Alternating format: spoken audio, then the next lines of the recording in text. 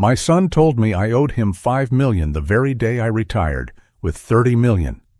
His words cut deep, but that wasn't the end. Later, during my celebration, I caught my daughter-in-law's hand hovering over my glass, dropping something small and deadly. In that instant, I knew. Family betrayal wasn't just about money, it was about survival. Before we continue, please subscribe to the channel and tell us where you're listening from in the comments.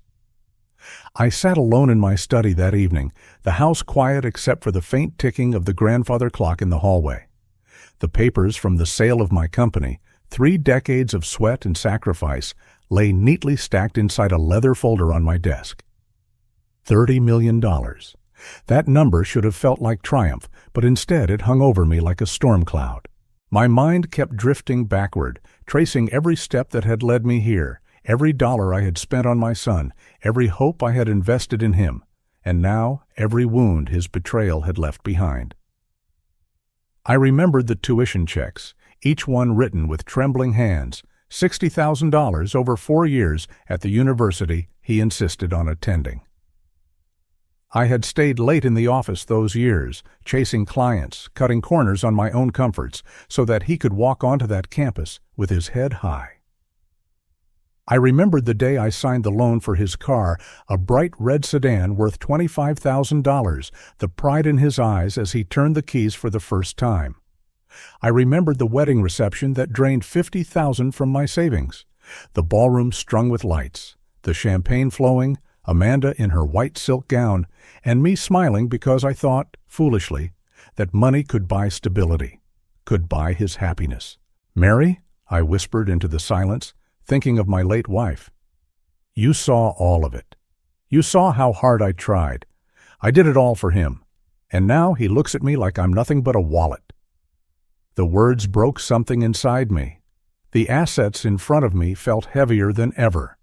The company was gone, but the sale meant security. 30 million promised, 30 years of risk turned into a lifetime's cushion. The house around me, worth $600,000, stood like a monument to our family. The hardwood floors I had installed with my own hands, the mantel where our wedding photo still rested, the faint smell of Mary's favorite lavender oil still lingering in the curtains, every detail spoke of a life built with love. Yet now all of it was under threat. Not from strangers, not from banks or markets, but from the very child I had raised. The conflict cut deeper than money. It was the unraveling of father and son, the destruction of trust, the slow corrosion of blood into bitterness. I replayed David's words in my head, sharp and cruel as a knife. "You owe me, for all the years you weren't there." It was a debt he had invented, a wound I never thought he carried. I had missed ball games, I had missed birthdays, yes, but it was never out of neglect. It was to keep the lights on, to pay the bills, to make sure he could reach higher than I ever could. To hear those sacrifices twisted into accusations, to hear my devotion turned into a liability. It felt like standing trial for a crime I never committed. Tears stung the corners of my eyes, uninvited, unwanted. "Does he truly believe that?" I asked the empty room. "After all I gave, after all I lost, can he really believe that?" Grief shifted in me like a tide, and beneath it something hotter began to rise. Pain gave way to anger, the kind of anger that does not scream but steadies your hand, the kind that sharpens your mind. I would not let my life's work be picked apart by entitlement. I remembered Michael Harris, my attorney for 20 years, the one who had guided me through contracts, mergers, and crises. He had once told me, "Robert, never assume loyalty when there is money involved. Protect what's yours in writing." The echo of his words lit a fire in me. I thought of the documents tucked away in my desk. Property deeds, insurance policies, investment accounts. They were not just papers. They were shields, proof that my sacrifices belonged to me, and I would decide their fate. "Mary," I said softly, almost like a vow, "I will not let them undo what we built, not with greed, not with lies."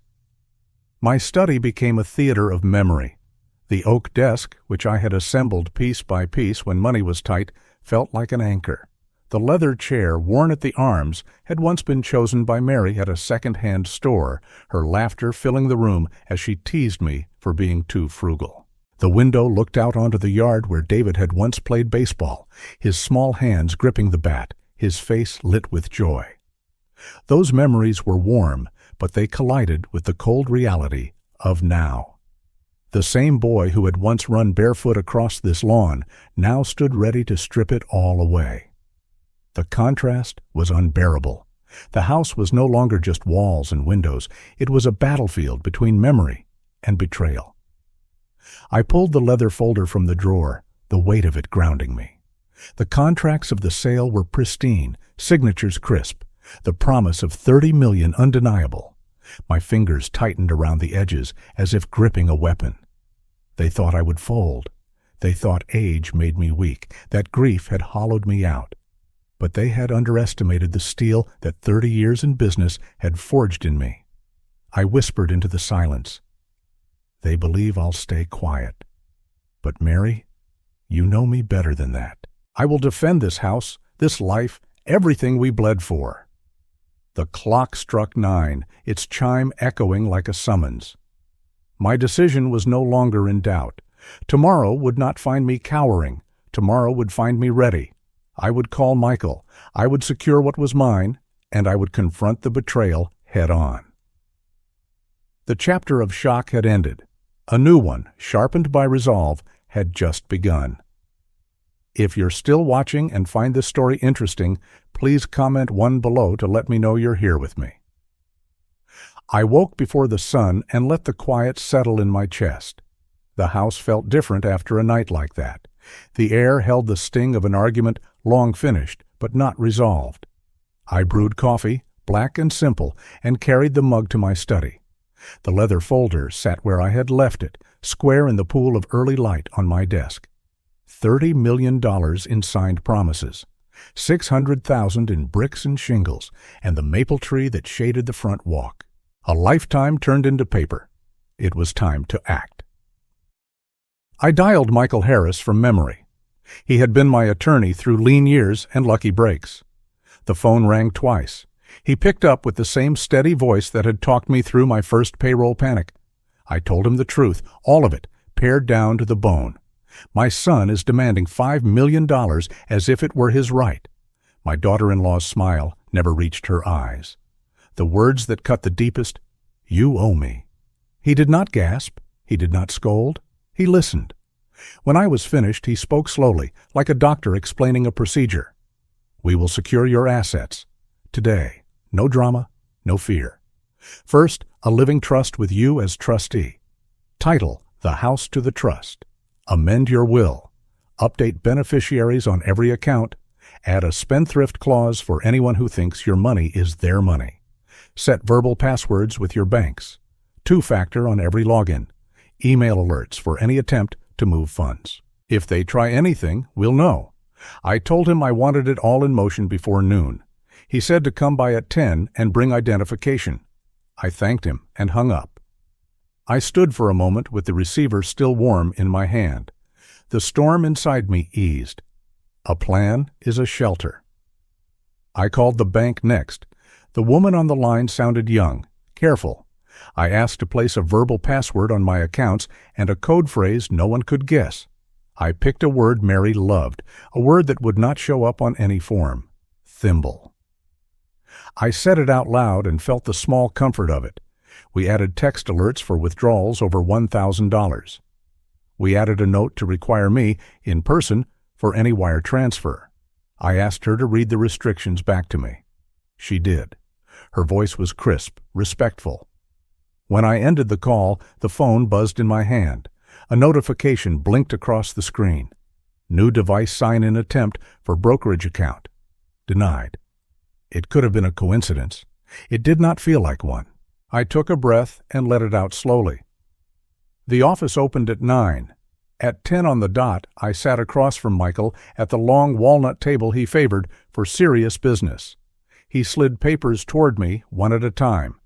The language was exact. Revocable Living Trust, Robert Miller, trustee. Successor trustee, named by me alone. The house would be retitled under the trust today and recorded at the county by courier. He showed me the deed, my address typed in neat black letters, the legal description like a hymn only clerks sing. We amended my will. We updated my health care directive, my powers of attorney, narrow and precise. We reviewed my life insurance. Beneficiary, the trust, not a person who could be pressured, not a person who could be fooled. He walked me through each initial, each signature. There was comfort in the ritual. Pen, paper, name, over and over until the stack thinned and my shoulders loosened. He placed the signed deed into a thick envelope. "This will be stamped today," he said. "By sundown, it will be part of the record." I nodded. I thanked him again. I told him I was preparing a retirement celebration for Saturday night. He lifted an eyebrow. I said the party would give me witnesses, light, and reasons to keep my home full of the people who truly stood by me. I did not say what else it might give me. I did not need to. Michael had known me long enough to read what I left unsaid.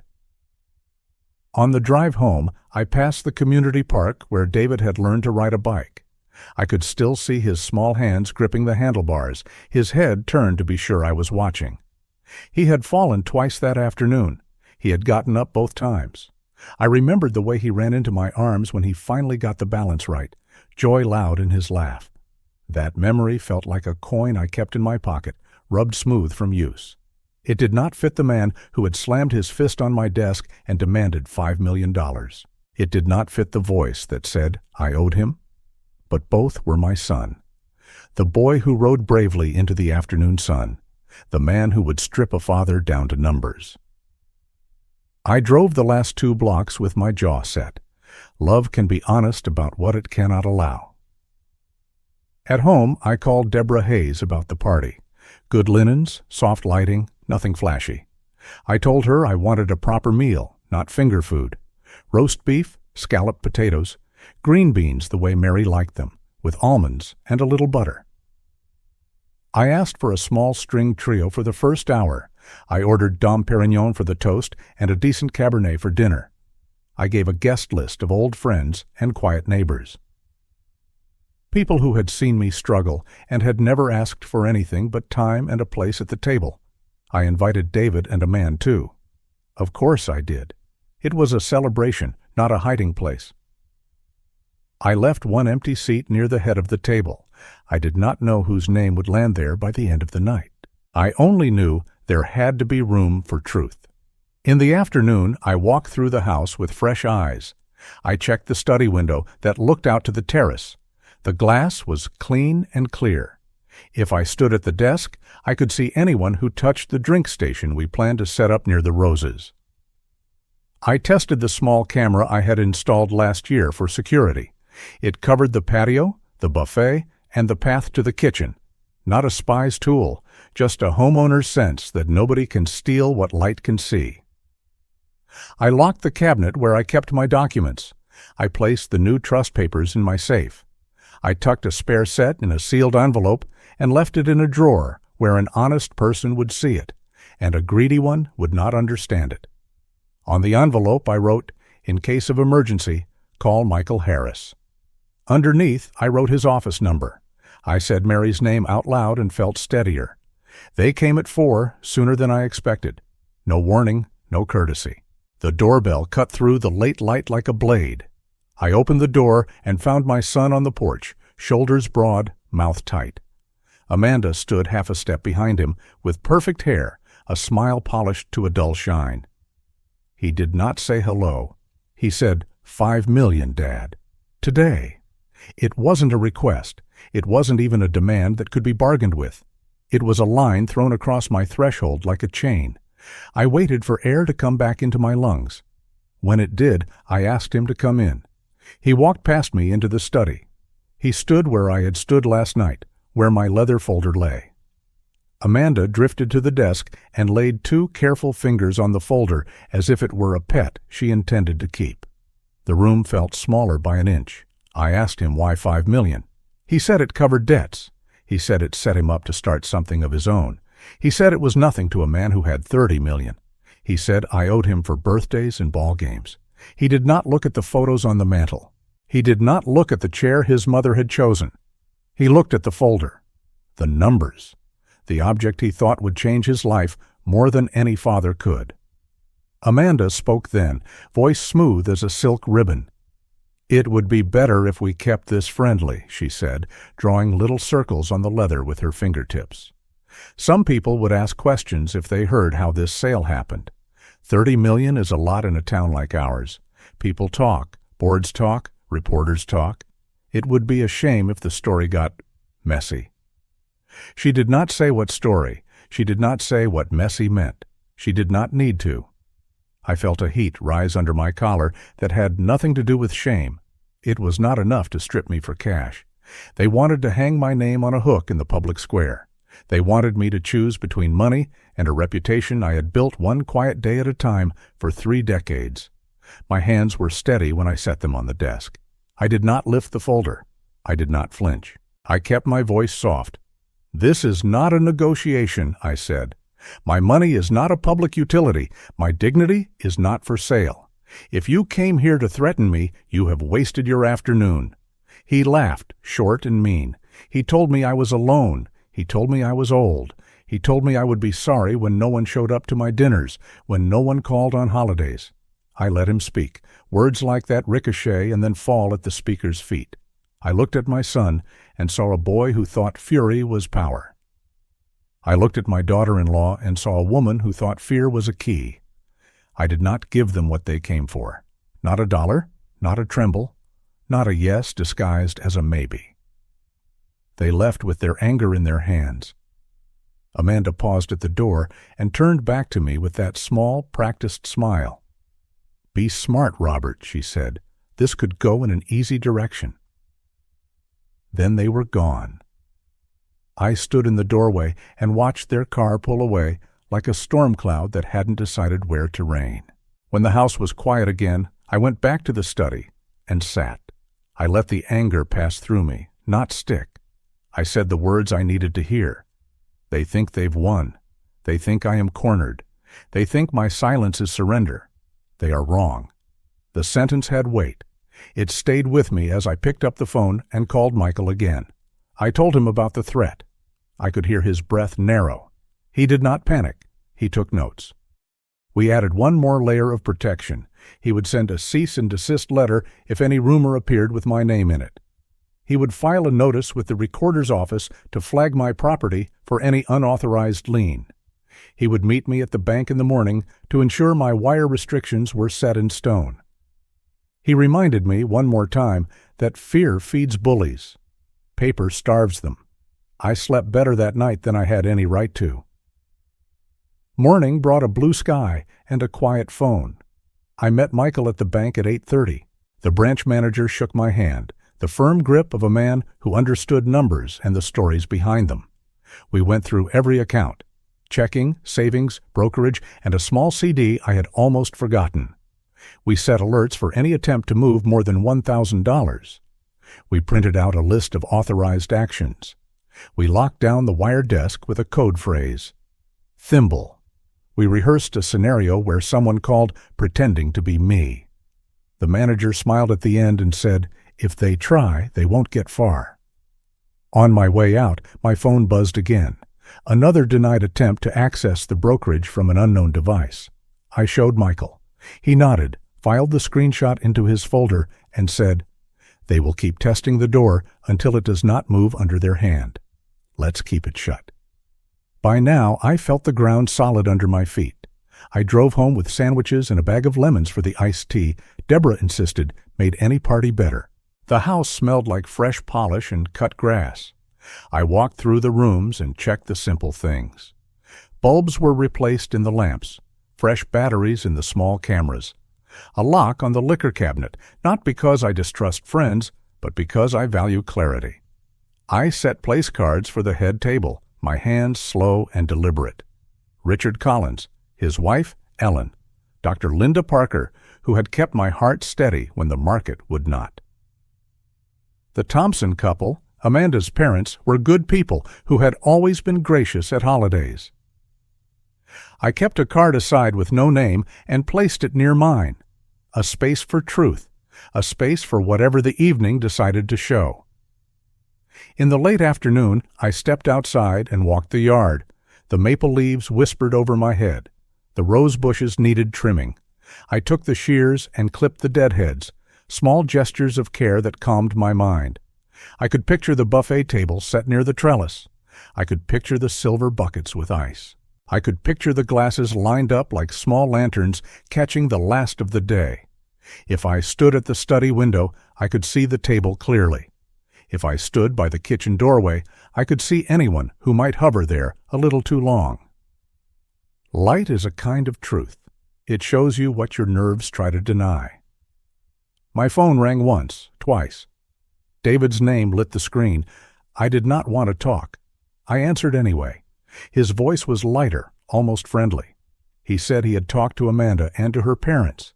He said they would come to the party after all. He said they wanted to celebrate me. He said we had all said things we did not mean. He said family is complicated. I told him he was right about that last part. I kept my tone even, my words few. I told him he and Amanda were welcome. He thanked me as if I had done him a favor. When he hung up, I set the phone down and stood for a long time looking at the maple leaves nodding against the sky. Trust does not regrow because someone says, please. Before dusk, I drove to Michael's office one more time. He handed me a thin red folder. Inside were copies of the trust, the deed filings, the letters to the banks, and the draft cease and desist. He had tucked a small sealed envelope in the back. Open this only if you need it, he said. If the evening goes sideways, if anything happens to you, this tells people where to look and who to call. It lists what is protected and how.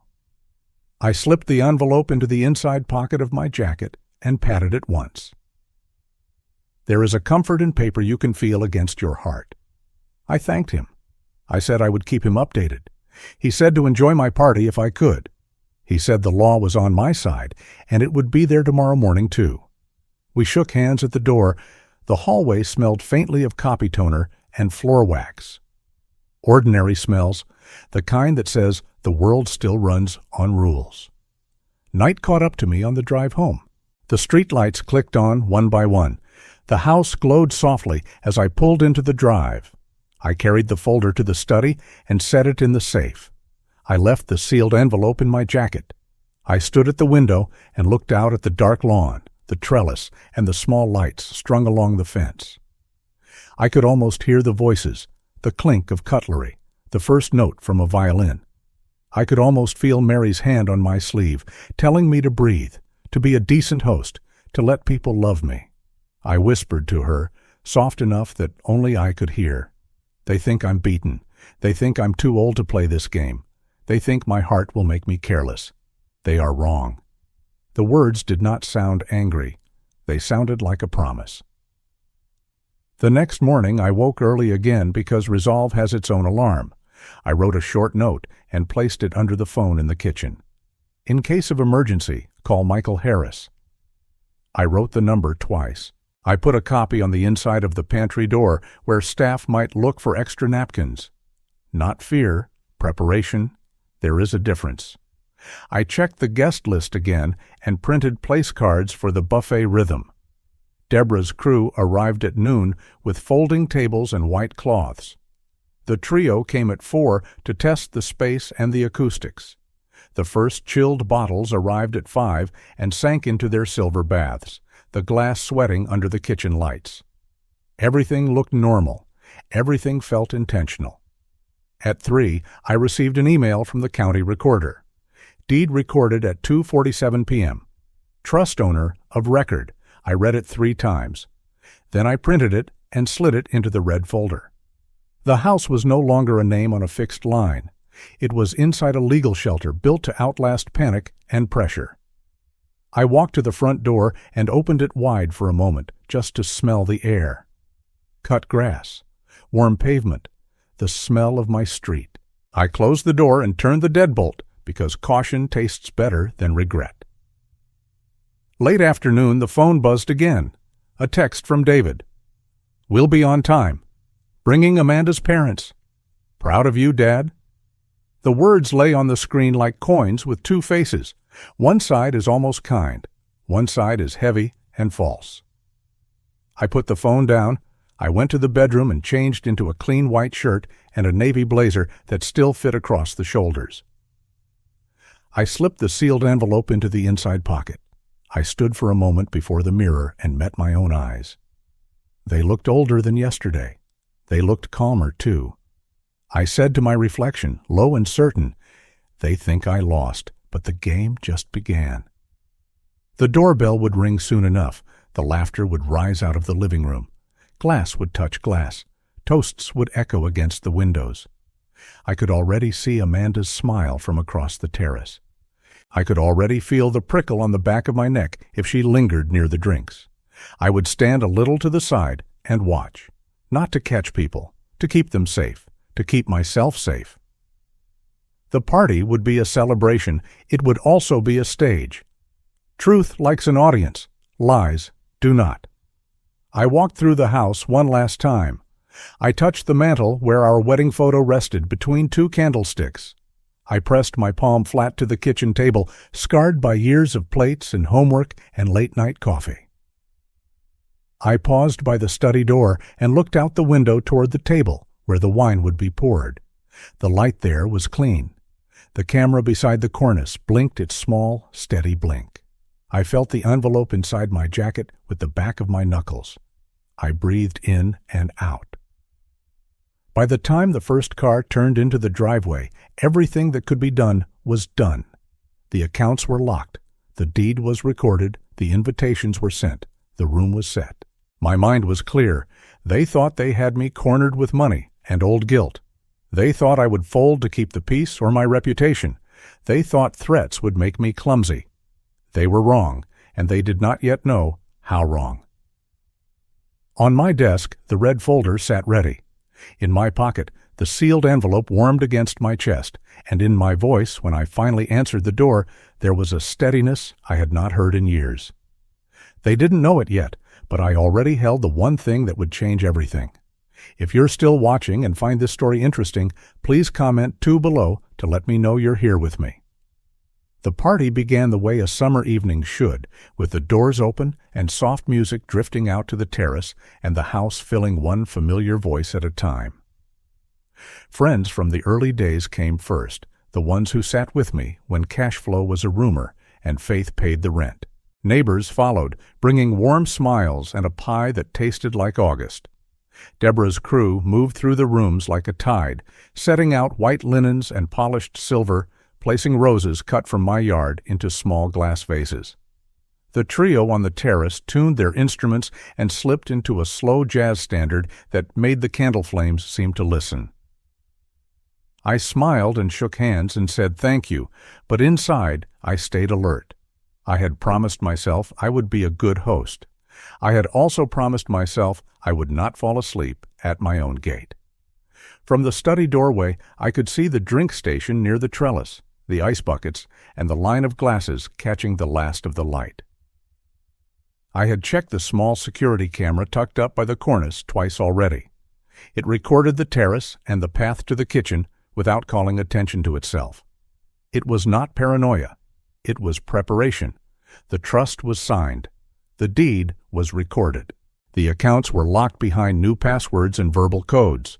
The house, worth $600,000, now lived inside a legal shelter with my name on the door. The company sale, $30 million on paper, sat in a leather folder inside my safe, more promise than cash until the wire finished its long, clean path. Paper and light. Tonight, I needed both. Richard Collins arrived in a jacket he had owned for 20 years and shoes that still looked brand new. He hugged me hard and leaned in so only I could hear. "We lived to see it, Robert," he said. "I'm glad." His wife, Ellen, handed me a small wrapped book. "You don't need a present," she said, "but this one wanted to leave with you." I thanked her and felt my throat tighten. The good kind, the kind that says, love has weight. Dr. Linda Parker came soon after, the steady cardiologist who had kept my heart talking back to me when work tried to shout it down. She squeezed my hand and told me I looked 10 years younger than last winter. I told her 2 signatures and 1 good night's sleep can do that to a man. People laughed. The house leaned into itself and felt like it belonged to me again. At 6:45, the doorbell chimed twice, light and sharp. I opened the door to find David on my porch, handsome in a blue suit he wore like armor. Amanda stood beside him, a neat little gift box in her hands, hair perfect, smile even more so. Behind them, Frank and Margaret Thompson, face kind in that Midwestern way that can quiet a room. David stepped in close for a quick, careful hug. "Proud of you, Dad," he said, an easy line polished by the ride over. Amanda leaned in too, perfume like lilies that had stayed too long on the shelf. "We only want to celebrate you," she said. Her eyes drifted past my shoulder to the terrace, the bar, the glasses, the route through the kitchen. It was a glance, nothing more. If I had not lived my life watching micro-choices, I would have missed it. We stepped out to the terrace where the last light poured over the roses and made the silver trays look like small ponds. The trio softened their song and let conversation take the lead. People formed small circles. Stories began again in the middle and still made sense. I watched Amanda work the room as if it were a puzzle, and she had the corners. A hand on David's sleeve, a compliment to a server, a bright word to Dr. Parker, a glance again and again toward the drink station waiting patiently by the trellis. She could have been any attentive daughter-in-law. In my bones, I felt the quiet edge of something else. I kept moving. I filled a plate for Frank with roast beef and green beans the way Mary used to make them, with almonds and a little butter. He smiled and told me about his first classroom, 26 kids and 16 copies of To Kill a Mockingbird, so he read it out loud all semester, voices and all, until they knew not just the plot, but the temperature of that town's air. Margaret admired the roses and told me her mother had grown Old English varieties that bloom once, and then spend the rest of the summer reminding you of what they gave you in June. I nodded and thought how right that sounded. How many people, too, are one honest bloom and a long remembering. Half an hour in, when plates were being cleared and the trio slid into something that made the candlelight breathe, I saw Amanda step toward my daughter, Emily. My girl stood at the edge of the garden with a glass of sparkling water, taking a quiet minute the way she always has. Amanda touched Emily's elbow, a light, proprietary touch. Her voice floated over the hedge, soft as flower. "You're lucky," she said. "Your father is a good man. But you know how money moves. It never stays in one place. One day, David will have to handle it, for all of us. It might be smart to talk to your dad now, before it disappears." The word hung there like a gnat. Emily's face flinched, then steadied. "He'll do what's right," she said. "He always does." Amanda smiled that sisterly, empty smile I had come to despise. "Of course," she said. "Sooner is better." Heat climbed my neck. I could have walked over and set the air back to clean. I could have told Amanda to take her hands off my child's future. Instead, I let the anger burn through and become focused. I smiled at 2 guests and nodded to the trio and walked inside to refill the water for the tall pitcher on the buffet. I stood at the study window for a breath, looking out across the terrace, reminding myself that control is not coldness. It is a form of love, too. I watched Emily drift back to the table by Dr. Parker and settle into a conversation about gardens. I watched Amanda mark the drink station one more time with her eyes. She was patient. So was I. The first toast came from Richard. He raised his glass and said he'd watched me be stubborn when stubbornness was the only honest choice. The room laughed. Then, right on the tail of that warmth, Amanda stepped forward, her glass lifted just a little higher than a daughter-in-law's should be. "To Robert," she said, bright and clear. 30 million is no small feat. May it be put to work where it matters most, into the next generation. A few people chuckled, assuming she meant college funds, grandchildren, the usual soft hopes. But she held my eyes over the lip of her glass. There was nothing soft in that look. It was a claim dressed as a compliment. I did not blink. A good host lets a minute breathe. A wise man does not let one sentence own the rest of the night. My phone buzzed in my pocket, a small pulse, easy to ignore. I slipped into the study and answered in a low voice. Michael Harris did not waste my time. "Deed is recorded," he said. "Trust is live. Banks are locked. If you need me, I'm close." I thanked him. He asked if I was all right. "I'm steady," I said, "and I'm watching." We hung up. I took one step toward the door and then froze.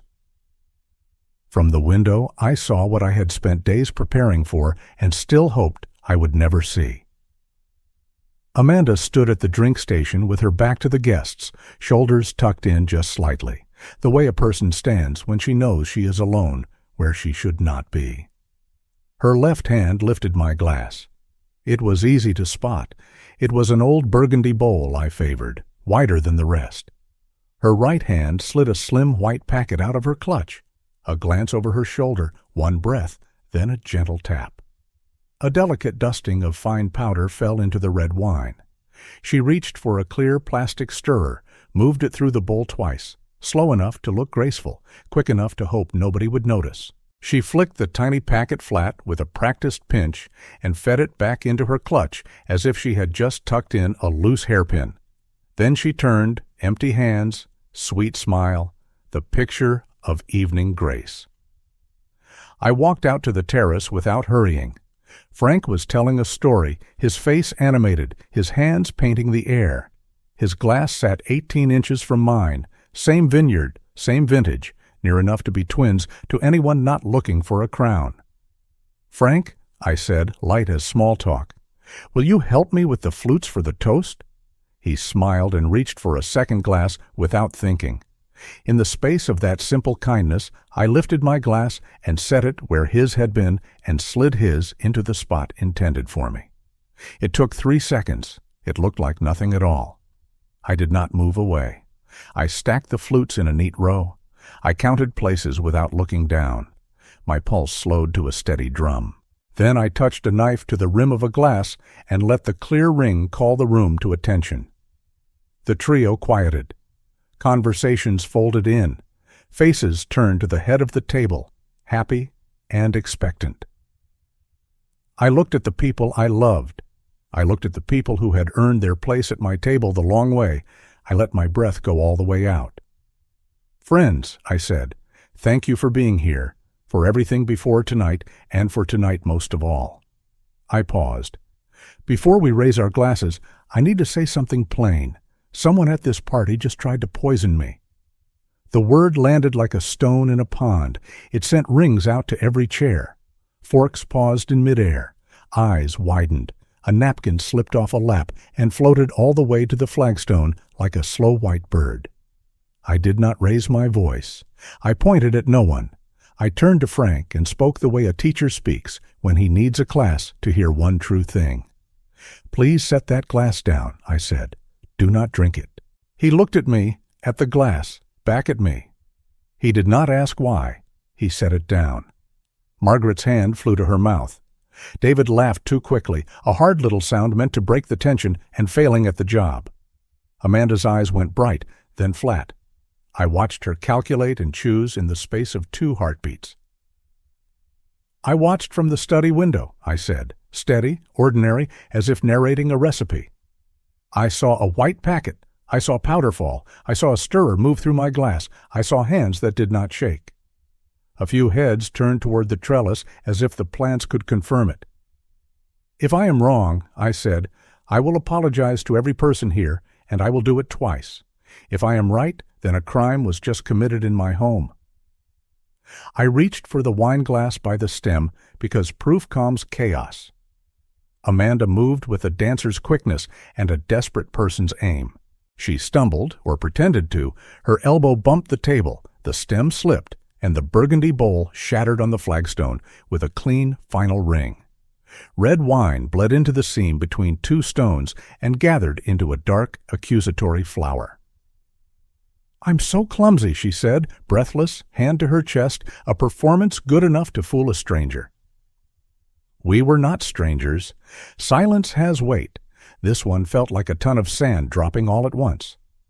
Richard cleared his throat, not to interrupt, but to keep from drowning in the quiet. "Robert," he said, careful as a man carrying a crystal bowl, "you said you saw—" I lifted a hand to stop him and spoke to the room. "There is a small security camera under the cornice that has been recording the terrace all evening," I said. "If anyone needs proof, we will have it." Half a dozen faces tilted up in the same small motion, as if truth lived along the beams. David tried to assemble outrage, but it came out in pieces. "Dad, this is crazy," he said, voice wobbling between anger and pleading. "You're tired. You're under pressure. You're making a scene. Amanda she couldn't." He stopped. To finish the sentence, he would have had to lie to himself out loud.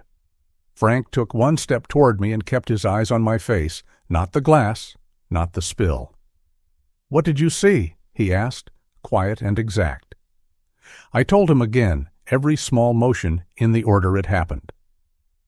Amanda turned to him with a glare I had seen her use on waiters, clerks, contractors, anyone she thought would fold. "He's making it up," she said. "He set me up. He wants to cut us out and make it look righteous.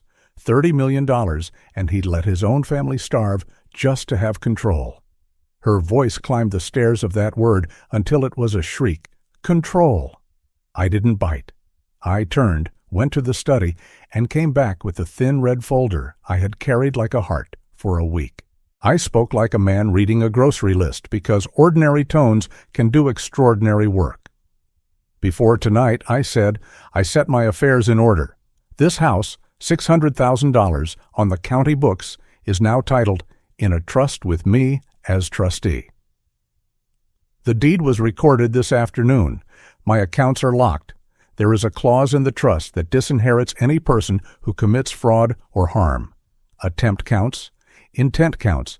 I did this to protect what Mary and I built. I did not do it to trap anyone. I did not have to. Michael Harris walked onto the terrace like he was stepping into a courtroom he had visited 1,000 times. He took the folder, flipped to the first page, and spoke just loud enough for the circle to hear without feeling shouted at. "Deed recorded at 2:47 p.m., he said, tapping the stamp. "Trust executed and funded. Financial institutions acknowledged restrictions and verbal password requirements. We will preserve any video from the security camera and turn it over. If any defamatory statement appears, we will respond in writing." He handed the folder back to me and met my eyes. The law stood behind that simple nod like a brick wall.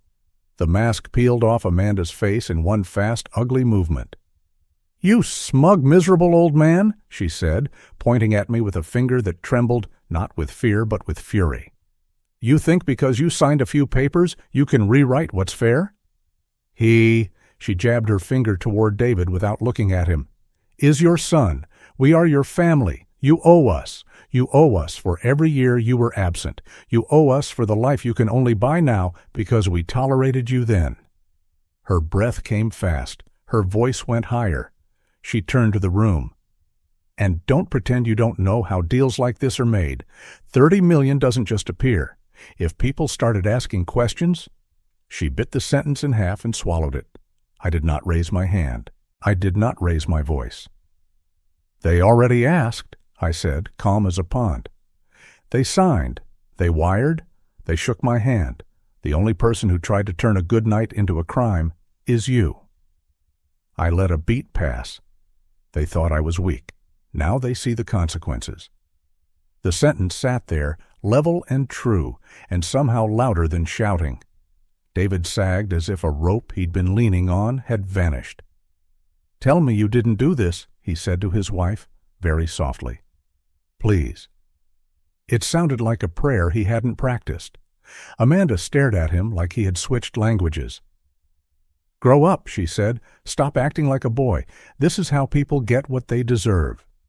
She took a step, meaning to move past me, maybe toward the kitchen, maybe toward the door, maybe toward a plan I couldn't see.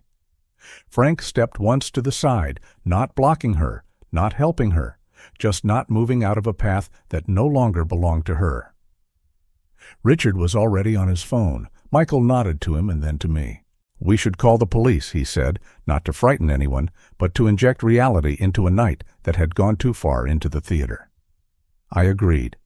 The call took less than a minute. We stood together, a circle of people who had not planned to be brave and became brave anyway. The trio set their instruments down carefully, like children who knew a church had changed into a courthouse. A server quietly gathered the shattered glass with a towel and did not ask questions. The evening air felt cooler, as if the night had drawn in a breath and decided to start over. Amanda tried one last angle. "You planned this," she said. "You invited us to humiliate us. You're not a victim. You're a manipulator." She searched the faces for a friendly harbor and found none. She tried Margaret. "Mom," she said, voice pitching up into that register children use when they think time can run backward. "Say something. Tell them he's lying." Margaret's face went ashen. "I taught you to say please and thank you," she whispered. "Not whatever this is." Her shoulders shook. Frank put his arm around his wife and did not look away from his daughter. "There are lines even parents cannot cross for you." The patrol car's lights painted the driveway in slow red and blue. 2 officers stepped into the yard with the kind of polite gravity that calms honest people and makes the guilty sweat. We told the story. Michael opened the folder. I pointed to the cornice and the small camera lens, steady as a blinking eye. The officer in charge listened, asked very few questions, then asked for the stirrer. A server produced it, wrapped in a cloth. The officer slipped it into a plastic sleeve and wrote a neat label. He glanced at the spill, then at Frank, then back at me. "Nobody drink anything else from that table," he said, not unkindly. He took our names and numbers. He said they would be in touch. He left us with the kind of advice that is both simple and heavy. "Lock your doors tonight," he said. "Rest if you can." When they pulled away, the terrace did something I will never forget. It chose to be a party again, not a party that forgot what happened, a party that refused to let a crime steal the rest of the evening from the people who had earned it.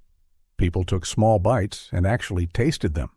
The trio played a hymn in a jazz time signature, and somehow it fit. Dr. Parker sat with Frank and Margaret and gave them water and silence, the 2 medicines she deals out most wisely. Richard squeezed my shoulder. Ellen pressed a warm slice of bread into my hand like a benediction and told me to eat it because I looked like a man who had been holding his breath for an hour. I raised a plain glass, not the special burgundy, just an ordinary flute, and spoke one more time. "Thank you," I said. "For staying, for standing, for witnessing." I told them the truth in the simplest words I could find. That documents matter because they give love a backbone. That light matters because it makes lies stumble. That forgiveness, when it comes, does not erase consequence. I kept it short. We drank. The wine tasted like water from a stream, clear and cold. By 10, good people had said good night, with hands a little tighter than usual.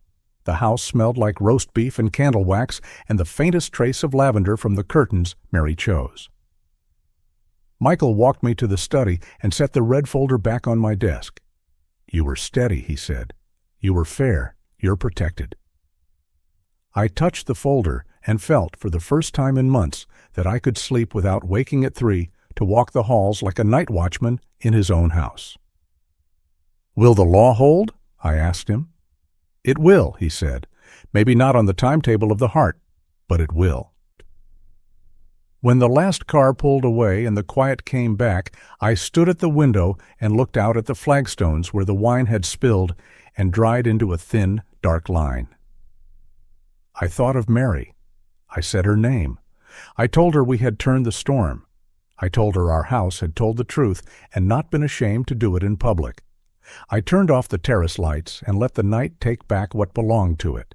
In the dark, the house felt like something that breathes. Feeling dismissed, treated unfairly, told, "You're old, you're confused." That's hard, isn't it? If you believe everyone deserves to be seen and respected, comment the keyword, justice. Now let's see what they'll do to change that. If you're still watching and find this story interesting, please comment 3 below to let me know you're here with me. I walked back into the silence of my house after the last guest left, the air still holding the scent of roast beef, roses, and the faint smoke from the candles that had burned down to their wicks. My shoes tapped softly against the wooden floor I had polished myself just 2 weeks earlier, a floor Mary once said made the house feel like it could breathe. Tonight, it felt like the boards themselves had witnessed everything. Amanda's hand, the powder, the glass shattering like a confession, the faces of friends who stood with me in disbelief and sorrow. The storm had passed, but the walls still hummed with the echo of what almost was. In that quiet, I allowed myself the first deep breath of relief I had taken in months. The trust was intact. The $30 million from the sale was secure, locked down with every precaution Michael Harris and I could draft. The house, valued at $600,000 on the county books, sat safely under the protective umbrella of the new deed. My accounts, each one shielded with passwords and clauses, were beyond the reach of David and Amanda. They had played their hand and failed. And now, for the first time, I felt not only safe, but free. The next morning, the sun streamed across the kitchen table, warming the grain of the wood as if it had been waiting for a chance to remind me of better days. I poured a cup of coffee and sat with the newspaper unopened. Instead of headlines, I stared at the steam rising in slow spirals, a kind of dance that felt like peace. My phone buzzed twice with calls I knew were from David. I did not answer. His messages were short, stumbling things. "Dad, let's talk," and "She didn't mean it." But the truth was, she did mean it, and worse, he let her mean it. That was his choice, and it was not mine to fix. By noon, Michael Harris called. His voice was calm, steady, the way it always is. He confirmed the police had secured the video footage from the terrace camera. He told me the stirrer, wrapped carefully by the officer that night, was already being tested. He reminded me that Amanda's frantic attempt to destroy the glass was itself evidence of intent. "You've done everything right, Robert," he said. "You are protected?" Hearing those words in the light of day carried more weight than they had under the stars. It was the sound of closure. Days passed, and the story traveled the neighborhood in whispers. People looked at me not with pity, but with respect. They saw an old man who had been tested and refused to fold. Some called it courage. I called it survival. Either way, it restored something I had thought was gone, my dignity. Friends stopped by with casseroles and stories. Ellen brought bread again. Richard insisted on taking me to lunch at the diner we used to haunt in the lean years. "You're still standing," he said with a grin. "That counts for something." Meanwhile, Amanda's world unraveled. I heard through neighbors that she had left town for a few days, only to return and find herself shunned by the very circles she once tried so hard to impress. Her parents, Frank and Margaret, withdrew from public gatherings, embarrassed and broken-hearted. They loved their daughter, but love could not cover what she had done, nor the shame she had brought into their home. As for David, he moved out of their shared house and into a rented apartment across town, a place with thin walls and a view of a parking lot instead of the rolling fields he had dreamed of. The man who once demanded $5 million as if I owed it to him now struggled to pay rent. Choices have consequences, and theirs had come due. I did not celebrate their downfall. It was not victory I sought, only truth. But seeing the contrast was impossible to ignore. In my home, I lived surrounded by reminders of honest labor, photographs on the mantel, the leather folder on my desk, Mary's favorite chair by the window. In their homes, they lived with the weight of loss, the emptiness left behind when greed breaks something that love cannot repair. One afternoon, a letter came in the mail. The handwriting was shaky, the words uneven, but I knew it was David's. He wrote of regret, of shame, of wanting to start over. He asked me to forgive Amanda, to see that she was desperate, that she thought she was fighting for their future. He ended the letter with a plea. "Don't cut me off, Dad. Please." I held the paper in my hands for a long time. I read it twice, then a third time, waiting for some spark of the fatherly instinct that once drove me to pay his tuition, to buy him that car, to fund his wedding. But it did not come. Instead, I felt only a tired sadness. I folded the letter, slid it back into its envelope, and placed it in the drawer of my desk. Some things are better unanswered. That evening, I walked through the house slowly, turning off lights one by one. I stopped at the mantel and looked at our family photo, the one taken the summer after David graduated college, the one where he stood tall beside me, arm around Mary, Amanda smiling like the world was at her feet. I whispered, "We gave them everything, Mary, and they wanted more. But I won't let their greed define us." The photograph did not answer, but the silence felt lighter, as if she had heard. In the weeks that followed, I began to rediscover a rhythm that had been buried under fear. I spent mornings in the garden, trimming the roses until their fragrance filled the air.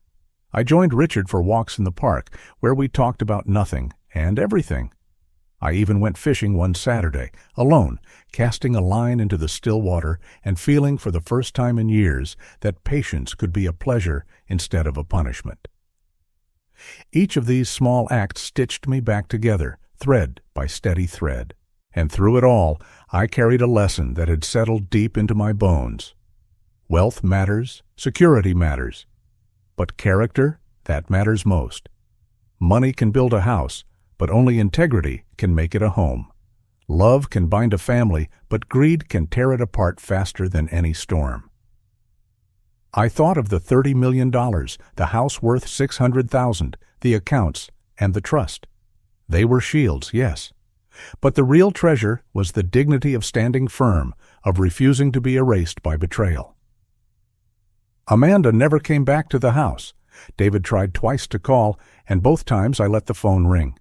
The distance grew, and in that distance I found peace. They had made their choices, and I had made mine. The boundary was clear now, a line drawn not in anger, but in self-respect. I did not need their apologies. I did not need their approval. I needed only to live with the knowledge that I had defended what Mary and I built, that I had honored the work of a lifetime. One night, sitting on the porch with the crickets singing and the stars bright as coins, I whispered to myself, "I don't need them anymore. I have myself." The words settled over me like a blanket, soft and sure. I thought of the years ahead not as a burden, but as a gift, time to live without the weight of betrayal pressing down. The resolution was not about revenge. It was about release. They had lost not just the money, but the trust, the bond, the place at my table. I had won not just the security of assets, but the freedom to live unchained. And in that freedom, I found the truest inheritance of all, peace. As summer turned toward fall, I began to think of what might come next.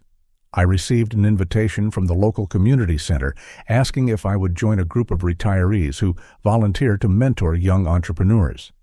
They had heard of the company I built, the sale that made the papers, the scandal that had whispered through the neighborhood. "We could use your wisdom," the letter said. I smiled as I folded it.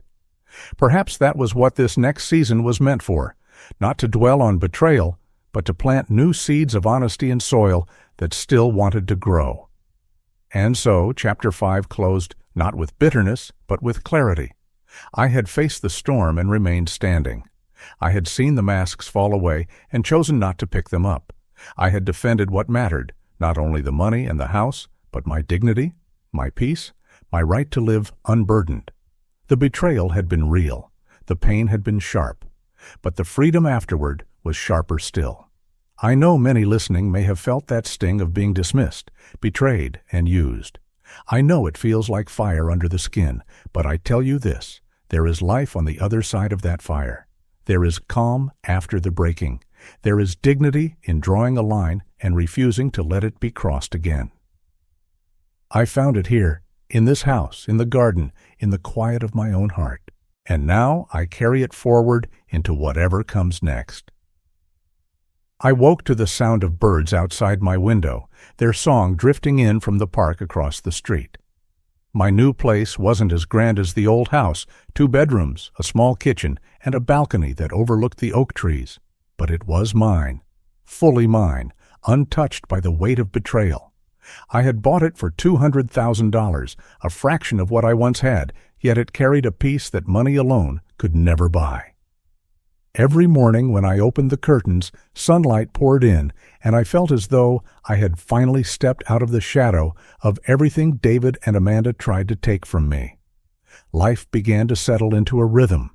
I donated a portion of the $30 million into a local charitable trust, one that supported struggling families and small businesses. Watching others use that money to rebuild their lives felt like a balm on the wounds left behind. I attended meetings at the community center, shook hands with people who had no idea what I had gone through, and found myself smiling again. It was strange, after all that chaos, to rediscover joy in the simple things. Walking through the park with a thermos of coffee, planting roses in a small clay pot on the balcony, sitting in on the Sunday book club where we argued over novels like they still mattered. For the first time in years, I felt seen not as a provider or a man with wealth, but as myself. David and Amanda, meanwhile, faced a very different road. Word spread quickly about their debts. The neighbors whispered about the credit cards maxed out, the house they had to leave behind, the nights Amanda's parents slammed their door shut on them, too ashamed to welcome them in. I heard David had moved into a cramped apartment on the south side, one with peeling paint and noisy pipes. Amanda tried to rebuild her image, but once respect is shattered, it is not easily pieced together again. They had wanted millions, and instead they had ended up with nothing but each other and a trail of broken trust. That was the true cost of their choices. One day a letter arrived, the handwriting instantly familiar. David again. He wrote of mistakes, of regret, of wanting another chance. He said Amanda had been desperate, that she had acted out of fear, that he had been blind. He wrote that he still loved me as his father and wanted to rebuild. I held the letter in my hands, the paper trembling slightly, as if it carried the weight of all his failures. I read it once, twice, and then folded it carefully and placed it in the drawer. I did not write back. My silence was not cruelty. It was clarity. I don't need their apology, I whispered into the quiet room. I have my own life now. From then on, I leaned deeper into the new life I was building. I joined a volunteer group that helped young entrepreneurs write business plans. Sitting across from eager 20-year-olds with dreams bigger than their wallets, I saw a spark that reminded me of myself at their age. But this time, I wasn't sacrificing everything for someone who would take it for granted. I was giving my experience, my time, freely, and that was enough. It felt good to guide them, to watch their eyes light up when a problem was found and a solution was found. Maybe that was what life was supposed to be at this stage, not clinging to what was lost, but offering what you can without expectation. I often thought about the lessons this ordeal had carved into me. For parents, I learned this. Love must come with boundaries. Too many times I had mistaken giving with loving, and in doing so, I raised a son who believed I was an endless bank. Parents must remember that kindness without limits can grow into entitlement. For children, I wish this. Never look at your parents as ATMs. The years of work, the sweat, the nights they spent worrying, all of it is more than money. It is love translated into effort. When you treat that effort as a right instead of a gift, you destroy the very bond that holds you together. And for people in this modern world, the truth is sharp and simple. Greed only leads to ruin. No amount of scheming or shortcuts will replace honesty, and betrayal always carries a price higher than any bank account. Sometimes, late at night, I walked to the park and sat on a bench beneath the street lamps. Children played basketball at the court, couples strolled hand in hand, and the world felt strangely gentle. I would sit there, hands folded, and remind myself, I had survived. I had chosen myself. I had drawn the line and held it. And now I was free. Each day was proof that I had chosen the right path, and each breath felt lighter than the one before. One evening, while sorting through old boxes, I came across a watch that had belonged to my father, Its leather band was cracked, the face scratched from years of use. I held it in my hand, remembering how he used to say, "The only thing a man truly owns is his character." Back then I didn't understand. Now I did. The house, the accounts, even the 30 million, those could vanish. But character, dignity, self-respect, those were eternal. That watch now sits on my desk, a daily reminder of the inheritance that cannot be stolen. Amanda and David faded further into the distance. I heard they tried reaching out to relatives, but the doors closed. Some said Amanda had taken a job she hated, and others whispered that David was struggling to keep steady work. Their downfall was slow, painful, and entirely of their own making. I did not celebrate it, but I did not mourn it either. They had chosen greed, and greed had chosen their punishment. Meanwhile, my days are filled with small joys. I started sketching again, something I had abandoned decades ago. I found myself laughing with neighbors, cooking dinners I never had time for, listening to old jazz records with the windows open. There was no grand gesture, no sudden transformation, just peace settling in, one quiet moment after another. And as I closed this chapter, I found the final words already forming in my mind. Family, I learned, is not defined by blood alone, but by respect, by kindness, by the willingness to honor each other's dignity. Parents must set limits to protect their love. Children must understand that love is not measured in dollars. And in this modern world, where money often shouts louder than truth, it is character that whispers the loudest, carrying farther than greed ever can. I whispered it aloud, as if Mary could hear me. Real family is the ones who respect you, and character is the only wealth no one can ever take away. With those words, I turned off the light, stepped onto the balcony, and breathed in the night air. I was where I belonged, finally at peace. The story has come to an end. I hope it has brought you valuable lessons and insights. If you enjoyed this content, please like, share, and subscribe to the channel so you won't miss the next video. Goodbye, and see you again.